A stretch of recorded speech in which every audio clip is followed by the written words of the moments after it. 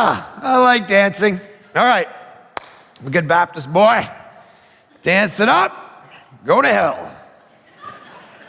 Sorry, I'm in a really weird mood right now. All right, here's the thing. We are gonna jump into today's topic. So this whole series is all about massive questions that our culture asks, that you ask, that your friends ask, that your families ask about Christianity. We let it out to the internet, the crazy people on the internet. We let all of you ask whatever question you wanted the church to answer, Christians to answer, a pastor to answer to the best of our ability, and then we let you vote and define, and it's all these great topics, wonderful things that real people are asking and very sincere, honest questions. It's great. And so we're gonna be, we've been talking about stuff. Last week, Kurt was here answering the big question of prayer. Did a great job. He's my pastor friend down at Bayside in California. And today we are answering this question about evil and suffering.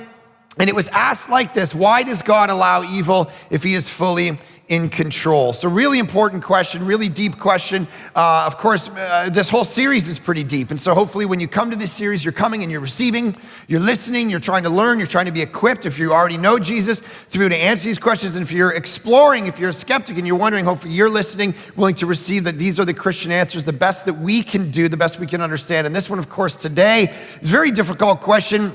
And you know, to some degree, there's not a great answer for regard to Christianity, but I'm going to do my best to provide some hints, some ideas, some evidences, some thinking around some things, and I'll have 11 points, okay? So if you're a note taker, 11 points, and we'll be here till probably 4 or 5 tonight, depending on what site you're at.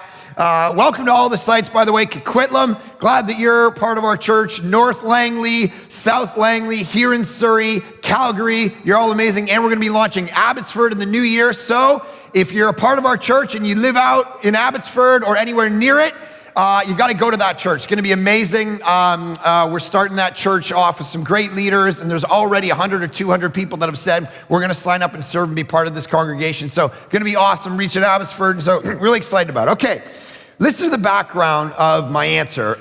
This is a story that comes from the book of Job. I'm gonna read a bunch of paragraphs for you from the Bible. It's the book of Job. It's one of the oldest, if not the oldest story in the Bible, and even in ancient Near Eastern literature. People say that the book of Job might have been written before the book of Genesis. Certainly the story was being told. And it's fascinating because this theodicy question, it's the question of evil and suffering. It's the question of how do you put these two things together, that God is good and powerful, and yet there's so much evil and awfulness in the world. And so let me just read you from Job chapter 1. There was a man, and it's gonna play kind of the backdrop of some of the points I wanna make. There was a man in the land of Uz whose name was Job. And that man was blameless and upright, who feared God and turned away from evil. That's really important. He was a good guy, right? Because moralism and religion is gonna tell you if you're a good guy, then you shouldn't have to suffer.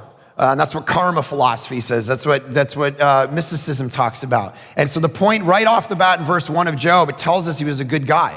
He was great. He was upstanding. He was righteous. He feared God, meaning he had a reverence and a worship of God. And he turned away from evil. That's right in verse 1.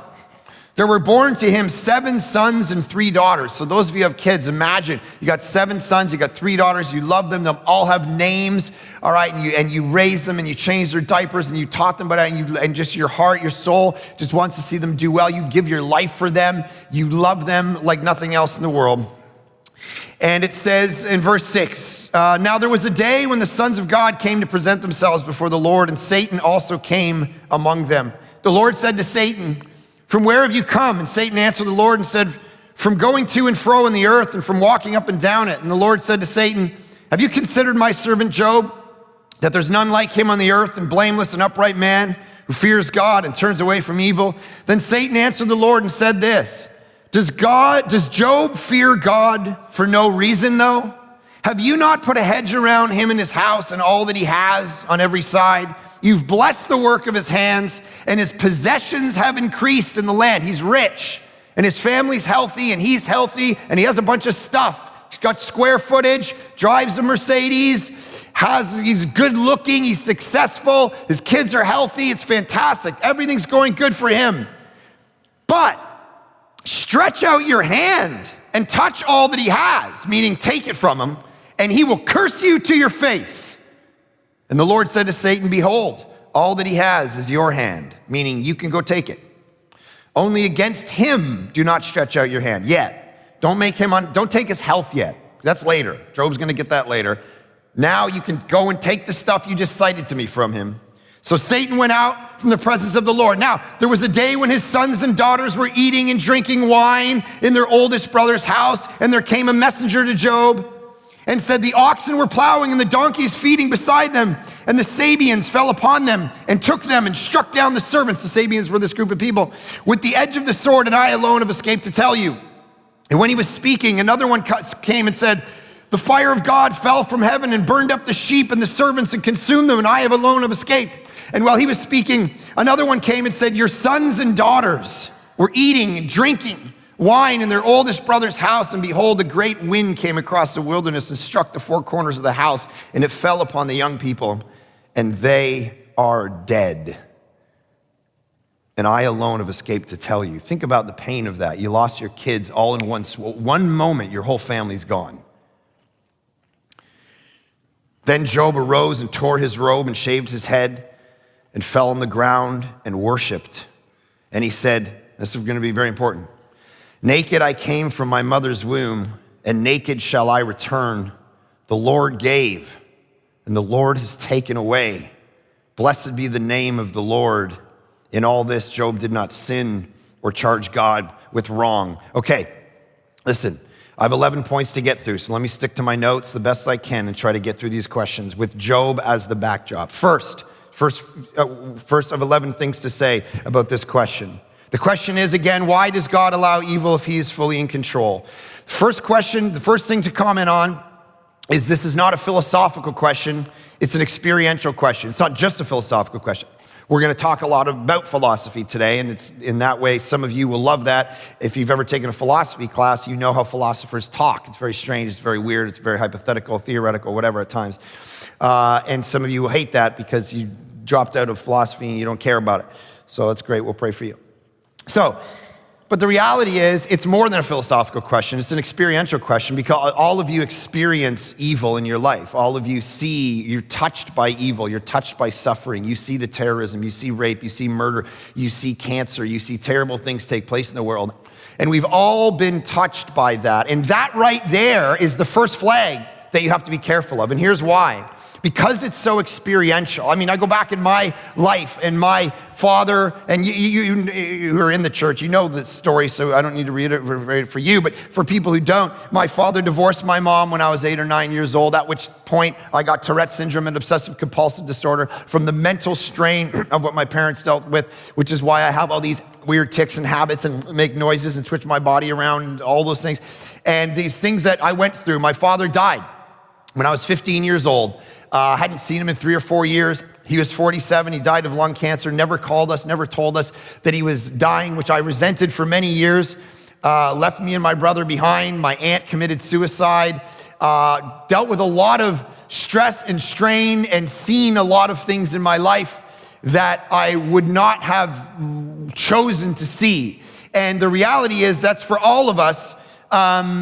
Growing up in high school with Tourette syndrome is not the coolest thing to do, all right? It's not the funnest thing to do when you're around because kids can be mean.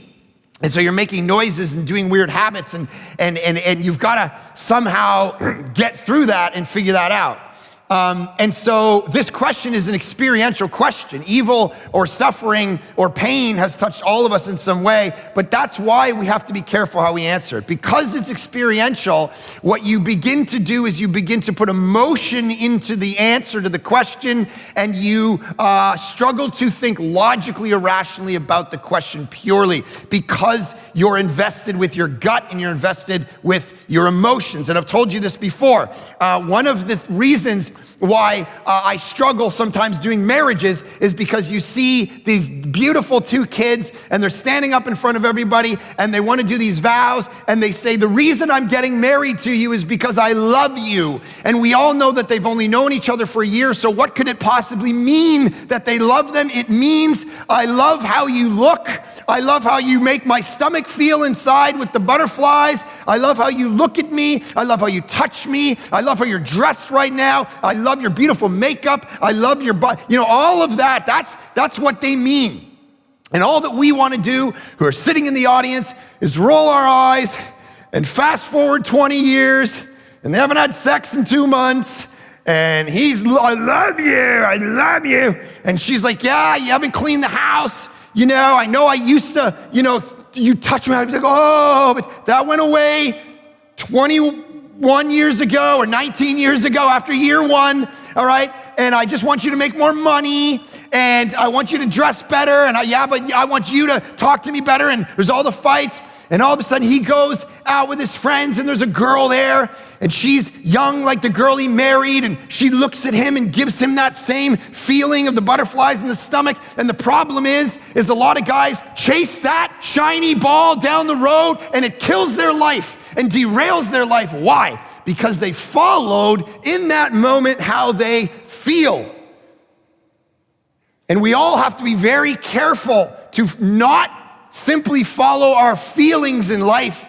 We have to, as marriage illustrates, as Kierkegaard, the Danish philosopher Søren Kierkegaard said, you have to covenant yourself to something that transcends how you feel in life, or you will derail your life. That's what marriage is. It's covenanting yourself to say, I don't care how I feel, I shall love you till I die. And some of you are like, you're praying for early death at this point, but you're just like, I'm gonna do this, I'm gonna covenant myself to this that transcends how I feel. So that's important, because when you come at the question of evil and you come at the question of pain and suffering, if you answer it emotionally, you won't be able to think about it logically, and you will answer emotionally because you're so invested in the thing, and it can derail your life at times because it can skew reality. Okay, the second point is that there are no easy answers to this question. If there were an easy answer, in some way, philosophically, it would admit that God wanted it this way. If I just quickly get up here and say, well, evil and suffering, that's thing, let me give you a quick pat answer, boom, 2 minutes, okay, great, wash our hands, move on. It would kind of mean that evil is logical. And as many philosophers have pointed out, it's not, and that's okay, because that's biblical for it not to be logical. This isn't the way God wanted it. God didn't design creation to exist with all kinds of human death and tragedy and awfulness and terrorism and murder and rape. That was not his original vision. And you go back to his original vision of creation in Genesis 1 and 2, and people living in the garden, walking with God in the cool of the day, and they're naked, and there's no shame, and there's no guilt, and there's no sin, and there's no human death, and it's beautiful. It's this beautiful picture of perfection and what God wants, and to say quickly, well, let me just explain evil would mean it's logical, and in some sense, it's not supposed to be logical. I remember when Osama bin Laden got found and killed by the US, and they had him on a ship on the way back, and they dumped his body over the side of a boat. I remember a theologian that I follow tweeted out that day when everyone was celebrating the death of Osama bin Laden, and he tweeted out this tweet, which was a quote from the book of Ezekiel. And the book of Ezekiel says this: I don't delight in the death even of the wicked. It's fascinating. God did not intend death to be a part of his story where this is what he wanted, this is what he desired, this is what he relished. And so in a sense, there's no explanation of where evil came from in the Bible. It's very interesting. The minute we start to delve into being able to explain evil, you begin to realize there actually is no explanation of the origin of evil in the Bible. If you go to Genesis chapter 3, the serpent already exists. And the story never says, here's where he came from. So Adam and Eve, they're naked. Everything's great. They're walking in the cool of the day. God's put that tree of the knowledge of good and evil in the garden. He says, don't eat of it. And they're walking and everything's great. And then all of a sudden she turns and there's a snake. And the snake starts to talk and tempt her. It doesn't say where the snake came from. And this part of the echo of the Bible, which we're going to talk about, the mystery of all of this, is there is a mystery to evil that in some way can never be wrestled to the ground, and the Bible admits it. If you read the book of Habakkuk and the prophets, like, why do the evil people flourish and why do the righteous people suffer? I don't get it. And God says, listen, Habakkuk, you don't even know what's going on. You have this little view of the universe and you don't know what I'm doing. On my worst day, I'm smarter than you. And he does the same thing with Job. All the way through the book of Job, you go chapter and chapter and chapter, and his friends come up with theories about why there's evil. Well, maybe it's because you did wrong, or maybe because of this, and the whole book is one big beautiful poem of trying to wrestle the question of evil to the ground, because of course they don't know what's happened in the first chapter, right? They don't know that Satan went and asked God if he could go at Job. They don't get the opening chapter, and so the whole book is them exploring philosophically why, and then by the end, God shows up to Job and he says, you don't understand. You're a man who can't barely get his pants on in the morning. And I created snowflakes and atoms and cells, and I tell lightning where to go. I created giraffes and hippos. You have to, in some sense, even though the mystery is there, you have to trust me because I'm bigger than you and I'm smarter than you. And so this began, and actually, Charles Taylor, who's a philosopher, he wrote a book called The Secular Age, and in it he talks about the idea that over the last 200 or 300 years, past the Enlightenment period, the philosophical Enlightenment period, where we began to trust reason and science as the main hermeneutic or filter for all of thought in life, it is only since then that the question of evil has been such a big deal in modern civilization. If you go back to the ancient philosophers, he points out, they saw far more evil and suffering than you and I see right now. We have to understand that. We cannot get a glimpse of history where we think we're living in the worst era of all time. Listen, guys, we're living in one of the greatest eras of all time. You guys live past 35, right there, praise God. You women, when you have a baby, you walk out of the hospital alive. Do you know in the scope of history how lucky you are? And the percentage was you would die in there. You would die at 30. Go back, if you ever doubt how good it is right now, all right, even warfare. If you're like, oh my gosh, warfare. Listen, I'll take a bullet in the face versus go watch Braveheart. You seen Braveheart? They're smashing each other with hammers like this in the head. That's gonna hurt for like half an hour. Like that sucked. Like today, just done. Right? Today, there's less poverty in the world than ever has been. There's more healthcare, there's more education, there's all these beautiful things about today. And yet, the ancient philosophers, seeing all the tragedy, all the pain, the babies thrown out on the street, dying, people dying of the plagues, losing spouses and kids. Go read Abraham Lincoln's story. Go read anybody who lived 200, 300 years ago. Their whole family would just die. They'd be alone and depressed. All of that.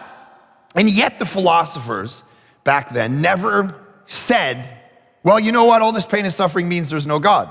What they said was, we're not smart enough to understand what the gods are up to. Until the Enlightenment came around and we trusted reason and rationale so much so that we became the gods, and that's where this question arises. There was a mystery that they bumped up against that they were humble enough to accept all through history, and then the Enlightenment came along. We began to trust to ourselves and our own minds and our own worldviews and our own science and our technology, and we became the gods, and then we began to say, you know what, we gotta figure this one out. We gotta wrestle this one to the ground. We have to figure out what evil is. And so Charles Taylor says we have to be humble, both theists in the room and atheists when it comes to this question. The third thought is the problem of good, what philosophers call the problem of good. Yes, the problem of evil is a massive problem, but there's also the problem of good, which we often don't know. Why are things so good? How do we know that 99% of the evil that could be happening in the universe isn't being held back by God, that things could be far worse, that yes, cancer's terrible and terrorism's terrible and murder and all these things are awful, terrible things, and we know that, and we have something in us that fights for it, but we also understand that most people sitting in our congregation right now, things aren't as bad as they could be. You know, yes, I have, for instance, if I just keep using myself as an example through this message, yes, I have Tourette's syndrome, and yes, I have obsessive compulsive disorder, and yes, my life isn't perfect, but I have beautiful kids and a beautiful wife and a job I love and my health for now and all of these wonderful things about, I love music and art, and you get beauty and sexuality and beautiful views of why are things so good is the question Augustine raised. Maybe not just why things are so awful, but how did we get it this good? It's a question we must answer. Fourthly, the question of evil is not necessarily a question just for Christians. Every worldview has to answer this question. If you're a New Age philosopher, for instance, and you're here and you're exploring Christianity, we're glad that you're here. One of the worldview things that Christianity will push back on you is if you believe in New Age philosophy or Eastern mysticism, you have to answer the question of evil. And the way that you tend to answer it, and the popular theorists tend to answer for thousands of years, has been that evil itself is what Hinduism calls Maya. It's an illusion. Evil's not real. And so what you need to do is mentally, and this is New Age philosophy as well, you need to deny the reality of evil and pretend that it doesn't exist, because if you acknowledge its existence, you let it into your life and it affects you. Of course, this is where karmic philosophy comes in. And of course, you have to choose a worldview that answers coherently the questions of origins and meaning and morality and destiny, but also the question of evil and suffering.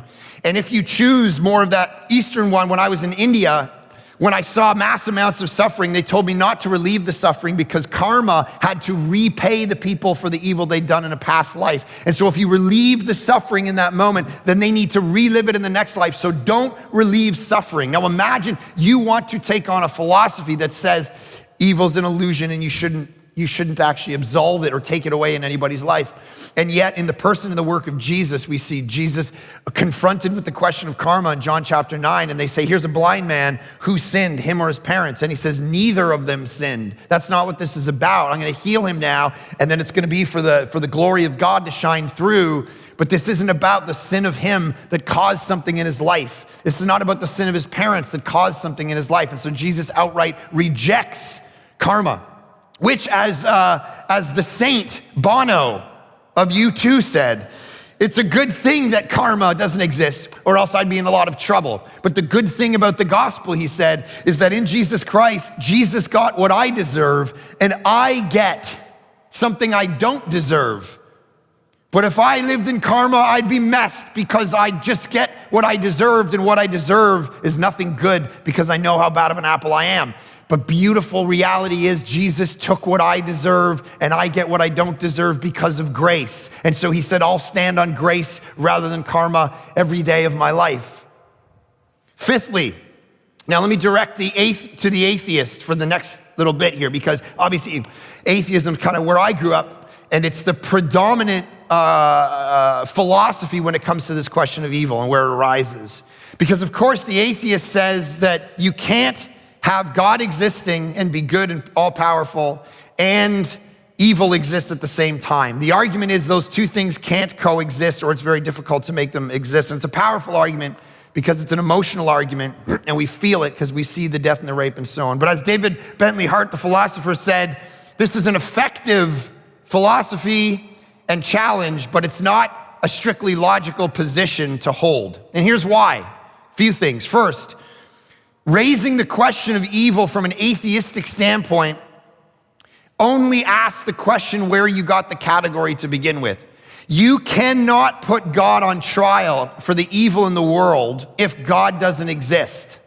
And what I mean by that is you don't have an absolute category called evil by which you can say this is wrong. Because for an atheist, there are no objective moral values.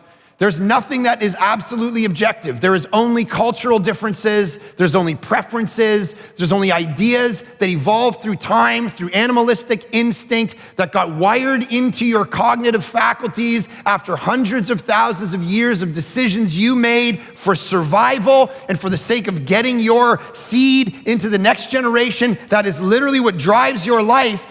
And so nature is nature to an atheist. So it's really actually a flawed, contradictory question, because there's no such thing as evil. So when my atheist friends, they tend to be atheists and they tend to confront, they fight for climate change, for instance, okay? So these are a bunch of friends I have, they hold these two things at once.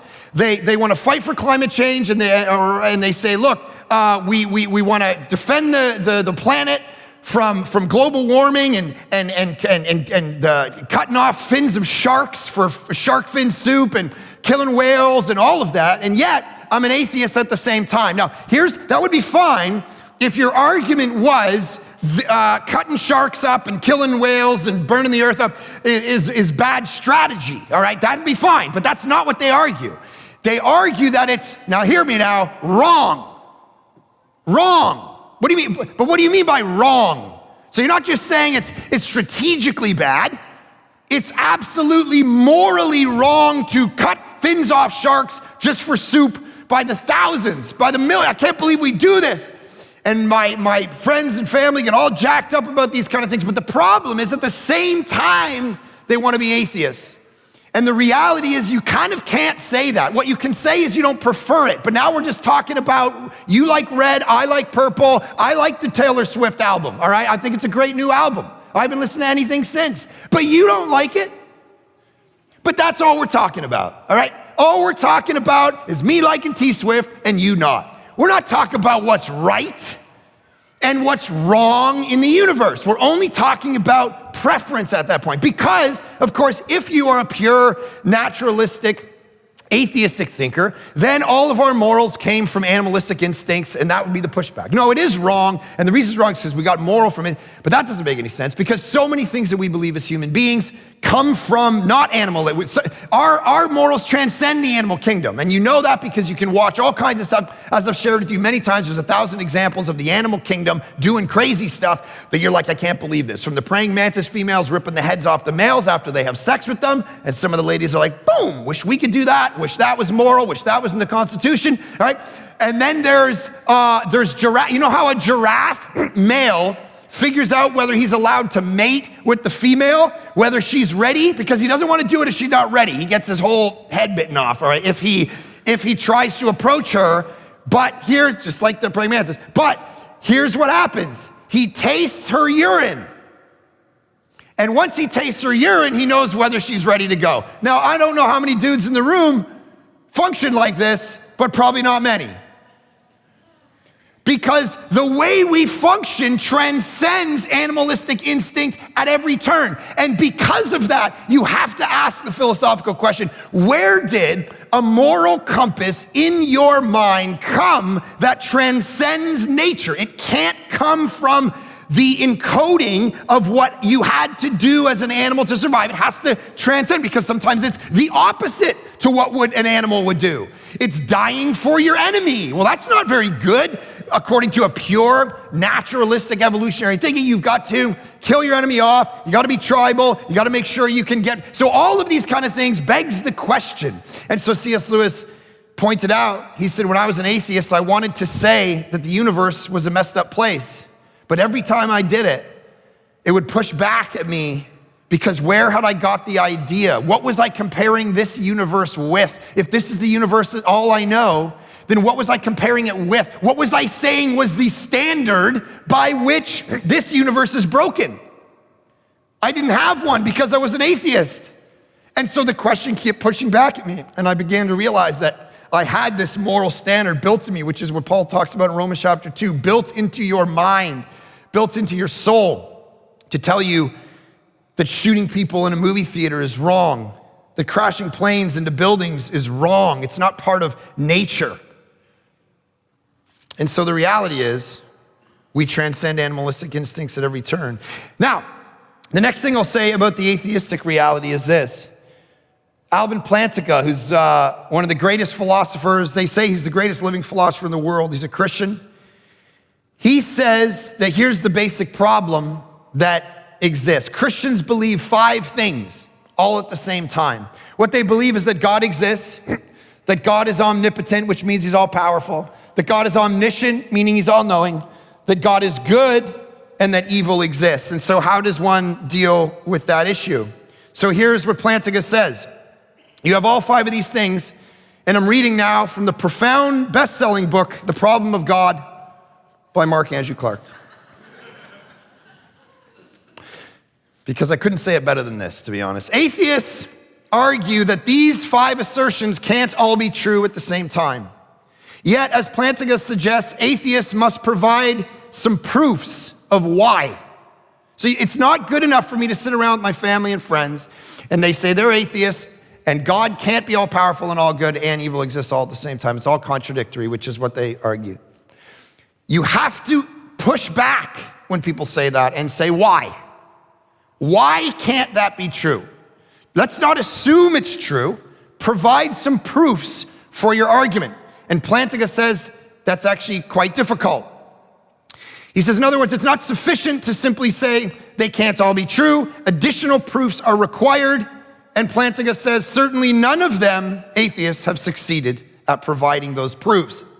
Some have at least attempted to provide these additional proofs. Atheist philosopher J.L. Mackie, for instance, argued, now just stay with me for a second, you can go back and listen to the podcast to understand this argument. J.L. Mackie said this, a good thing, meaning God, always eliminates evil as far as it can. This is the underlying assumption, of course, as you're talking to people, and as if you're here and you're an atheist and you're wondering how these two things can be true, your underlying assumption is if there's something good, it by default and necessity will eliminate an evil thing as far as it can. That's your assumption. But of course, you haven't proven that. And that there are no limits to what an omnipotent, all-powerful thing can do. Ergo, God should eliminate all evil because he's all good and all-powerful. That's the assumption. This is a valid attempt. This is back to me now. But it is not apparent why either of Mackie's points are necessarily true. A good thing always eliminates evil as far as it can. Why must we assume that every case of evil is one that God could eliminate without, at the same time, listen to this, eliminating a greater good, for instance? Or what if, in order to stop said evil, God had to violate human free will? Or what if stopping an evil act today would set in motion a butterfly effect that would cause a great artist or scientist not to be born in the future, creating a greater evil or at least a lesser good in the world? So we are reduced from the initial charge down to God is all good only if he eliminates every state of affairs, which is not a logical necessary condition of a good state of affairs that outweighs it. In other words, God is still good if he allows evil in order to retain free will in the universe, or if it allows a greater good in the future. With this in mind, we must admit that an all-powerful being could permit as much evil as he pleased, so long as for every evil state of affairs he permits, there is a greater good. Mackie's first premise then, that a good thing always eliminates evil as far as it can, is shown to be a false assumption. Thus, while the idea of God and evil existing together may be difficult for us to accept, the two are not actually incompatible. Atheism assumes they are, but fails to prove the contradiction. And it's very important you have to prove the contradiction. Now, of course, the assumption with Mackie and other atheists is that no good can come, or no greater good or lesser evil can come by God permitting and allowing the evil that does happen in the universe. And what we've got to understand is all that is not proven. In fact, all the evidence points in the opposite direction. You know and I know we would never choose suffering and pain in our life, but you know that it builds character. Malcolm Muggeridge, the great journalist, great British journalist and philosopher back in the day, said, you know, if there was a pill that I could take that would eliminate all suffering in my life, I would never take it because it would make life banal and trivial, and every great thing I've ever done in my life, every piece of character I've ever learned in my life has come through pain and not through pleasure. You know that about you. I know that about me. Listen, as a kid with Tourette's, I remember I was smoking drugs with all my buddies one night, and I don't know if I smoked a joint that was laced with something, but one night went really bad. And I started freaking out and laying on the ground and sparklies in my eyes, and everyone's like, oh my gosh, is he dying? I don't know, let's leave him alone. And I was all crazy, more than normal crazy. And I remember that moment was the moment that I said, I can't do this anymore. I can't do drugs anymore because I'm gonna end up dead at some point because I just know my addictive personality and where it could go. And so I stopped doing drugs. And when I stopped doing drugs, what I realized is I had to step away from all my friends who did drugs because I would do it if I was hanging out with them. But the problem with that was all my friends. And so for a year of my life, I was left pretty well alone. And what I would do is I'd pour myself into art.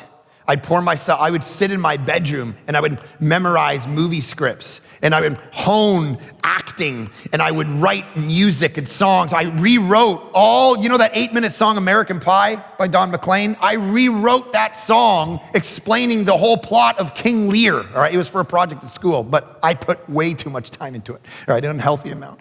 Now, this is all that I ended up doing in my life, all right? I did music, I did art, I memorized entire films, I acted in front of a mirror for hours and hours and hours alone, abandoned for a year of my life in high school, pain, isolation. But here's the thing. It made me who I am today. It is why I'm standing up here. And you ask me, would you in your life take back, if you could redo your life, would you make it so your dad didn't divorce your mom and that you didn't get Tourette's and you didn't get obsessive compulsive disorder and you didn't sit in a room by yourself for a year crafting nonsense, alone, isolated, in pain? Would you take it back? And the answer is absolutely not. I will take it. Now, the beautiful part about the Job story, it's not necessarily that God caused it in my life, but he wisely allowed it. Because he knew, see, here's one of the great points about evil and suffering. God exists in the thing. God has an asymmetrical relationship with evil. He didn't cause it in the story. Satan causes it, but he allows it. But the amazing thing is what's allowed is only the amount that doesn't accomplish what Satan's trying to accomplish. He tries to take Job's faith away, but all it does is strengthen Job's faith. That's beautiful. God oversees it and he's sovereign over it, but the pain creates character in your life. And so this assumption that no good can come of pain, we know that. We know that masters of anything only become masters after 10,000 hours of painful over and over practice and practice and practice. So I'm not saying that's why God did all this. I'm saying that's what all this stuff did in my life. And if I could restart my life, I wouldn't.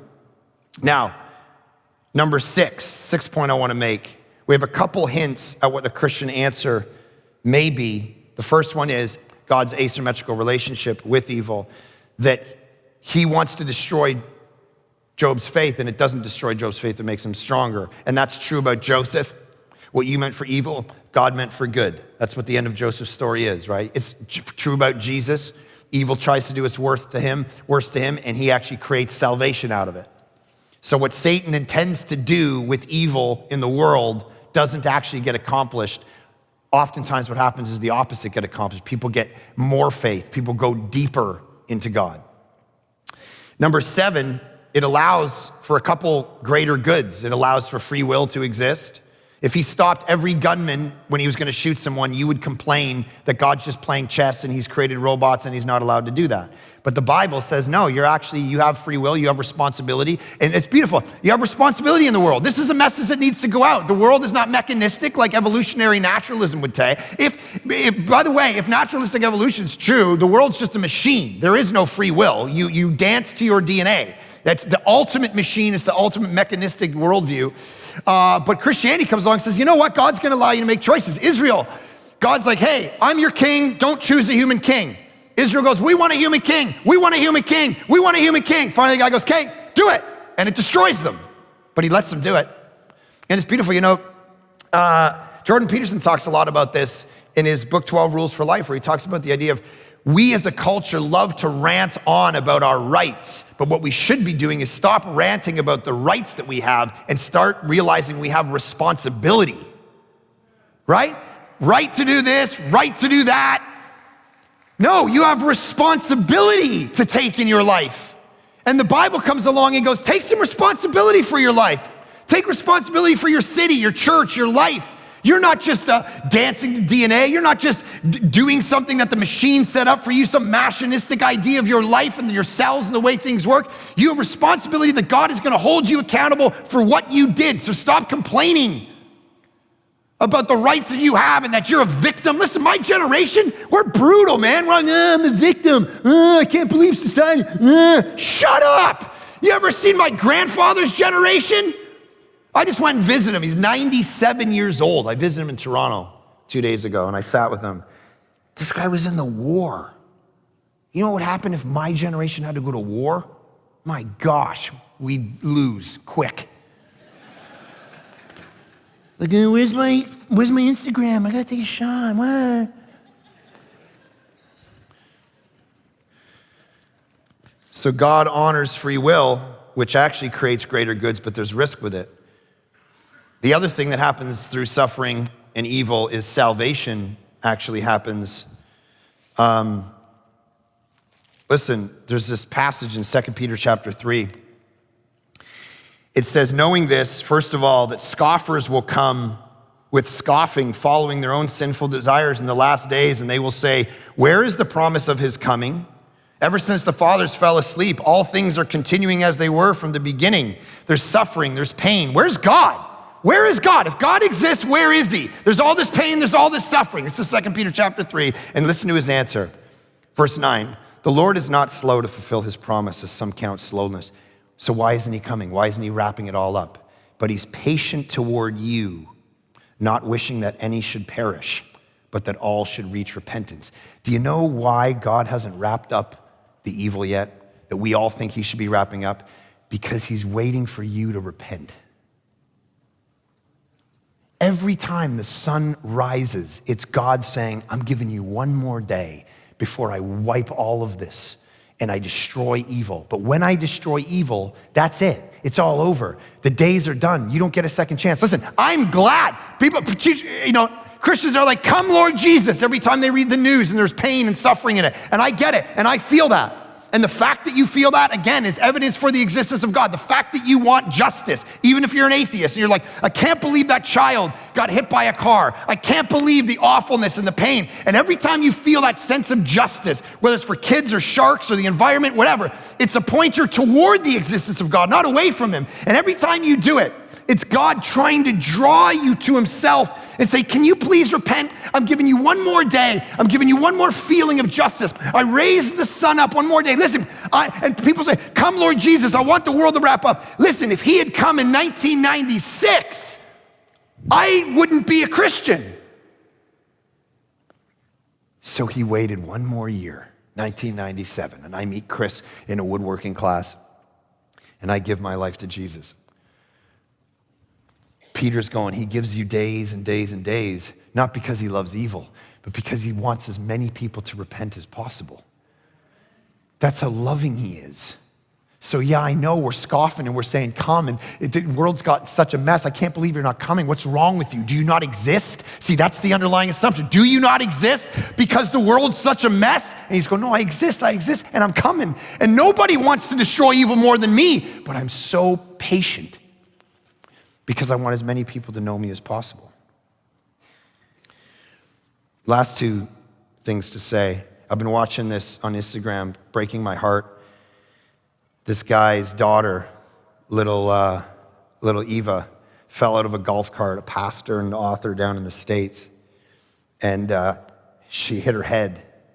She's 8 years old, I think, 7, 8 years old. And I've just been watching on Instagram for the last 3 weeks as this pastor sits in the hospital bed with her, and the doctors keep coming in and saying, she's brain dead. And pictures of her and her beautiful face and dressed up, and videos of her laughing, and he's sitting at the bedside every day. How does a Christian deal with that? How do you deal with that in your life? There's 2 or 3 things. The first is there's a sense where you have to embrace the mystery of the evil and the pain. Job never finds out that God is going to use his life to inspire millions of people. He never finds out that everybody who goes through suffering is going to go to Job and go, my gosh, at least Job, look at Job. He got his family killed. He got his health taken, but man, he stayed faithful to the end. Job never knew that. You and I will not know the kinds of people that the evil and suffering that hits us, what it's going to do to possibly millions of people. You don't know. You have to embrace the mystery that there is no pat answer to this question. And yet you've got to understand that mystery. The reason you think it's a mystery is because we're a generation of entitlement who thinks that God needs to answer every single question we have. And so what I see this father and mother doing is sitting by that bedside, and two things are true. They're watching the most horrific thing you could ever want to ever see as a parent. And at the same time, they're believing that God still exists and is good. And what's underlying that is, one, an embracing of the mystery, that they're not probably ever going to know the why. But the second thing they're going to do, and they are doing, and I watch them and I message him and I pray and fast for little Eva, that she would be healed fully. The second thing that I see this father doing is he embraces, this is very important, a theology, just like Job does, of grace. And here's what I mean. Some of you need to hear this right now because you're going through suffering, or it's going to come real soon. Here's what Job says. He says, they say this: you lost your kids. All your kids are dead. All 10 of them are dead, gone. And then later he loses all his money, loses all his sheep, loses his health later. And he still says, listen to what he said. Remember in the story? Naked I came into the world, and naked I'm going to leave it. He gives and he takes away. Blessed is the name of the Lord. And here's what Job just said. All the stuff in your life, all the stuff, the money, the possessions, the family, the health, it's a gift from him to you. It didn't come from you. You steward it when you get it, but at any point he can take it from you. That's a theology of grace, that everything you've got is a gift anyway. You didn't create the beautiful life and your health. You can't create your health and the good of your family. At some point, you got to let all this go, open up your hands and go, all of them are gifts from God that I got. And because they're gifts, I steward them to the best of my ability. But if they disappear, they were gifts. They were never mine to begin with. So you embrace the theology of grace. Thirdly, you be in a relationship, this is very important, with God himself, not the stuff he gives you. See, Satan goes to God and says, if you take all of his stuff, he won't love you anymore. And unfortunately, that's how many of us humans live. As long as we have health and we have money and everything's going well, we love God. You know, in that moment, and then it goes away, and then we're like, where's God? I don't understand. What was in that moment happening? You were relating to God, and you were elevating gift above giver. You were relating to God from what you can get from him. This is what people do to you, right? People relate to you, and the minute they know they can't get sex from you, then they're out. The minute they know they can't get a business deal from you, they're out. People do it with me all the time. It's a weird job for me to be a pastor because people relate to me and they're nice to me. And then I realize, I'm like, okay, are you being my friend because you like me and my great personality? All right, or you want something from me.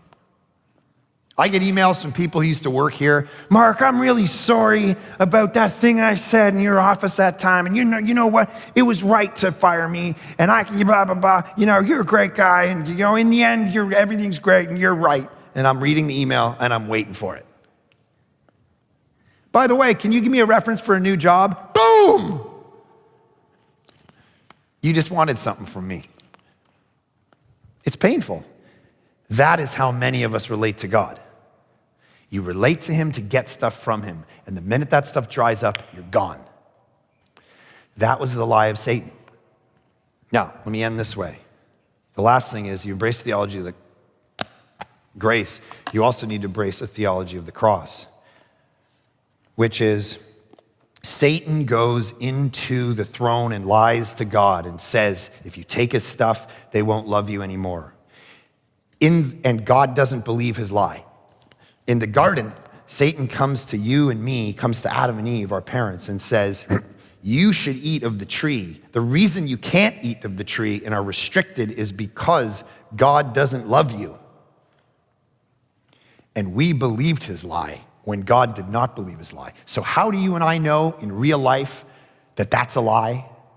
That the reason these things exist, it has nothing to do with how much God loves us, because we see it in the person and the work of Jesus. Jesus came historically, took evil on himself and absorbed it, took suffering on himself and absorbed it, because that's the tangible answer to the question of evil. We don't know why evil exists all the time, and we don't know why suffering exists all the time in our life, But we know what it can't be. It can't be that God doesn't care, because in the person of Jesus, we see him suffer for no reason for himself, only for us. He had everything. He had all glory and power, and he suffered for us. Father, I just pray that that reality would change us on the spot, and that some of these things may help us as we wrestle with the deepest question our souls would ever wrestle with. In Jesus' great name we pray. Amen.